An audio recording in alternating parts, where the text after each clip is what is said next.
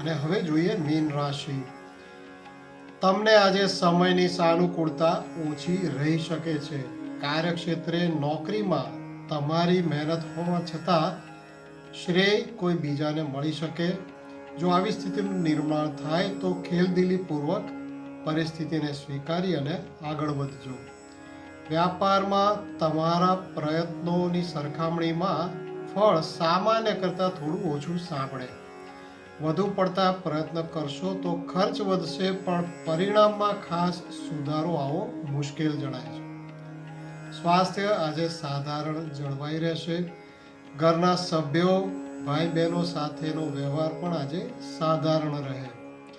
પ્રેમ સંબંધોમાં પ્રેમીની માંગણીને લીધે તમારો સમય વેડફાઈ રહ્યાની લાગણી થઈ આવે, પણ વાસ્તવિકતાનો સ્વીકાર કરી વ્યવહારુ બની અને સંબંધ જાળવી રાખજો.